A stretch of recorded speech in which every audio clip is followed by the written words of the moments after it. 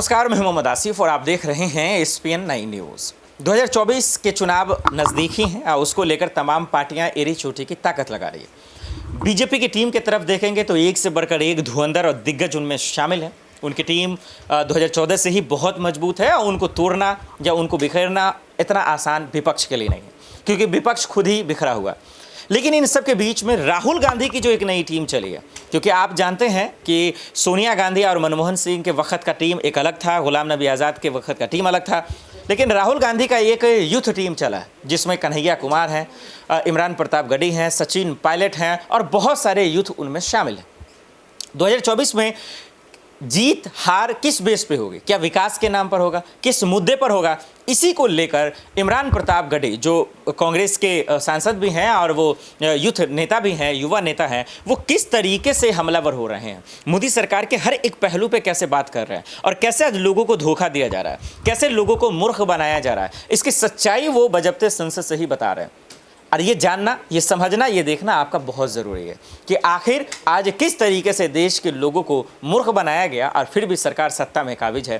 तो 2024 का चुनाव कितना इंटरेस्टिंग होने वाला है और किस मुद्दे पे होने वाला है, इस वीडियो को देखिए और अंदाजा लगाइए। और सभापति उपसभापति महोदय, मैं पूछना चाहता हूं कि दिल्ली पुलिस उस पर कोई कार्रवाई नहीं करती, उल्टा जो मीडिया उसको दिखाने का प्रयास करती है उनको नोटिस भेजा जाता है। ये कौन सा सबका साथ सबका विकास है उपसभापति महोदय? यह हम बहुत गंभीर लोग यहाँ बैठे, मैं उच्च सदन में बैठा हूं, मैं यहाँ खड़ा होकर के कहना चाहता हूं, ये कौन सा सबका साथ सबका विकास है उपसभापति महोदय? इसी दिल्ली में एक सांसद पाए जाते हैं, सत्ताधारी पार्टी के सांसद हैं, वो अपने कार्यक्रमों में सार्वजनिक मंचों पे खड़े होकर कहते हैं कि मुसलमानों का आर्थिक बहिष्कार करो। आप कह रहे हैं सबका साथ सबका विकास। कैसे होगा सबका साथ सबका विकास जब सत्ताधारी पार्टी के सांसद आर्थिक बहिष्कार की अपील करेंगे और उनके खिलाफ एक मामला तक दर्ज नहीं होता? प्रधानमंत्री जी अपने भाषणों में सबका साथ सबका विकास की बात करते हैं, लेकिन अफसोस है कि जब राजनीतिक तौर पर विकास करने की बात आती है तो लोकसभा में एक भी टिकट ये सत्ताधारी दल किसी मुसलमान को नहीं देता, राज्यसभा में एक भी टिकट किसी मुसलमान को नहीं देता, विधानसभा में जो बड़े बड़े प्रदेश हैं उसमें एक भी टिकट मुसलमान को नहीं देता। और वो तीन जो नाम के लोग थे, मुख्तार अब्बास नकवी साहब, MJ अकबर साहब, सैयद जफर इस्लाम, उनको भी किनारे लगा दिया जाता है। ये कौन सा सबका साथ सबका विकास है? काहे का सबका साथ सबका विकास? ये नारा, ये दावा खोखला है। मैंने प्रधानमंत्री जी के भाषण सुने हैं, जब 3 तलाक पर बिल आ रहा था उपसभापति महोदय, तो प्रधानमंत्री जी कहते थे कि मैं अपने मुस्लिम बहनों को हक दिलाना चाहता हूं, उनके न्याय के लिए लड़ रहा हूं, ये बिल मैं उनके लिए ला रहा हूं। आपने भी सुना होगा वो नारा। मैं तो सभापति महोदय बचपन से जिस विद्यालय का पढ़ा हूं वहां संस्कृत का एक श्लोक सुना करता था कि यत्र नार्यस्त पूज्यन्ते रमन्ते तत्र देवता। मैं इसे सुना करता था उपसभापति महोदय।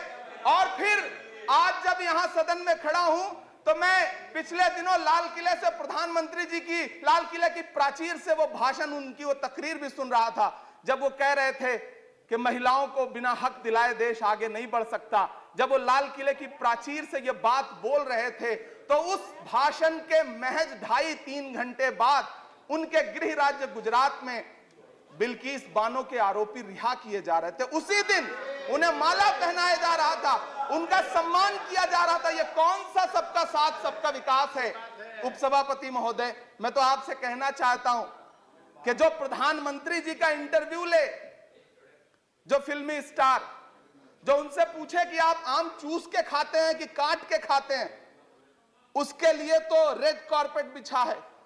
जो अभिनेत्रियां उनकी विचारधारा के समर्थन में बात करें, समर्थन से ज्यादा आगे बढ़ के बात करें, उनके लिए जेड सिक्योरिटी है। लेकिन वो शाहरुख खान जो पूरी दुनिया में भारत के तिरंगे का मान बढ़ाता है, जिसे फीफा वर्ल्ड कप में आमंत्रित किया जाता है, उसके लिए सोशल मीडिया पे किस तरह के ट्रेंड चलाए जाते हैं? कौन सा सबका साथ सबका विकास है महोदय? मेरा नाम इमरान है, मैं उस पीड़ा को महसूस करता हूं जिस पीड़ा का जिक्र अभी मनोज झा जी कर रहे थे। मैं उस पीड़ा से गुजरता हूं, इसलिए मैं आपसे यहां खड़ा होकर कहता हूं कि हम हर दिन सुनते हैं, कई सारे मंत्री हैं जो ट्रेवल एजेंसी खोल के बैठे हैं, जो कहते हैं कि देशभक्ति हर दिन देशभक्ति साबित करो, चले जाओ वहां चले जाओ। मैं तो उनसे कहना चाहता हूं कि तुमने नफरत का जो बाजार सजाया हुआ है, तू ये कहता है मुसलमान पराया हुआ है, आजा दिल चीर के दिखलाऊं वतन का नक्शा, मेरा भारत मेरी सांसों में समाया हुआ है।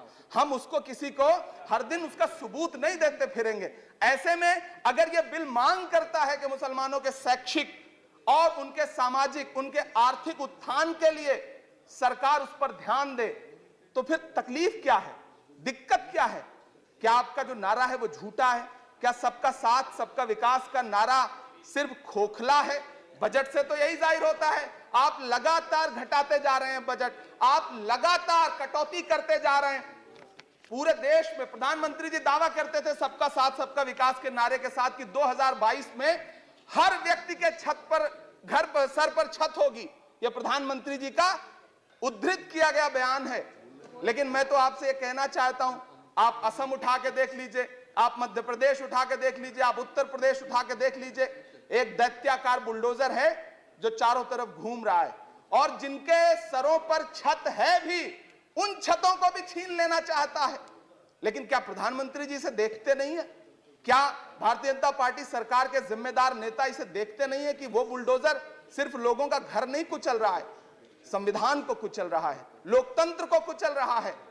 गुवाहाटी हाई कोर्ट की वो का स्टेटमेंट सुनिए आप, पटना के एक जज साहब का स्टेटमेंट सुनिए आप, फिर अदालतों का क्या काम रह जाता है? ऐसे में सबका साथ सबका विकास कैसे माना जाए? उपसभापति महोदय, मैं तो आपसे ये कहना चाहता हूं कि पूरी दुनिया में कहीं भी जब कोई अल्पसंख्यक सफल होता है, किसी उच्च पद पर पहुंचता है, तो हम सारे लोग, हमारे तमाम साथी खुश होते हैं। ऋषि सुनक जब प्रधानमंत्री बनते हैं तो भारत में जश्न मनाया जाता है, मुझे खुशी होती है।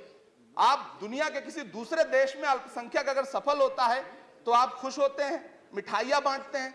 लेकिन अपने देश में अल्पसंख्यकों के खिलाफ किस किस तरह के नारे इसी दिल्ली और उसके इर्द गिर्द लगाए जाते हैं, क्या वो हम नहीं सुनते हैं? और अगर सुनते हैं, और अगर पाकिस्तान आपके लिए जिंदाबाद होगा, हमारे लिए हिंदुस्तान जिंदाबाद है, भारत जिंदाबाद है। मैं आपसे ये कहना चाहता हूं, आपसे ज्यादा देशभक्त हूं मैं भारत का इमरान हूं, मैं भारत का इमरान हूं। महोदय, मुझे बोलने दें, बाहर भी नहीं बोलने देंगे, यहां भी नहीं बोलने देंगे। ये कौन सी प्रवृत्ति है? उपसभापति महोदय, मैं आपसे ये कहना चाहता हूं, ये जो साझी विरासत, अभी आदरणीय हमारे साथी राकेश सिन्हा जी बात कर रहे थे कि साझी विरासत अल्पसंख्यक बहुसंख्यक में बांटना नहीं है। मैं उनसे कहना चाहता हूं कि आदरणीय जरा सोशल मीडिया पे तो बहुत एक्टिव रहते हैं, रोज चैनलों पर भी बैठते हैं, चैनलों पे होने वाली डिबेट का स्तर देखिए। उसको रोकने के लिए हमारी सरकार रत्ती भर भी कोई कदम उठाना चाहती है? नहीं उठाना चाहती, बढ़ावा देती है। ये जो जहरीली बातें करने वाले चैनल हैं, उनके जो प्रमुख एंकर हैं, उनको सुरक्षाएं दी जाती हैं, उनको रोका नहीं जाता। कौन सा सबका साथ सबका विकास है? ये बिल जिस चीज की बात कर रहा है, अभी राकेश सिन्हा जी कह रहे थे कि प्रधानमंत्री जी ने कहा तिरंगा यात्रा निकालिए। मुझे पूरा विश्वास है कि प्रधानमंत्री जी ने कठुआ के बलात्कारी के समर्थन में तिरंगा यात्रा निकालने के लिए कभी नहीं कहा होगा, लेकिन फिर भी निकली, लेकिन किसी ने रोका नहीं, किसी ने कोई आवाज नहीं उठाई। उपसभापति महोदय, दर्द बहुत सारे हैं, लेकिन ये जो रेजोल्यूशन लेकर के आए हैं उसमें जो शैक्षिक और आर्थिक बातों को उद्धृत किया गया है, मैं आपसे अनुरोध करूंगा कि इसे देखा जाए, इसे जांचा जाए।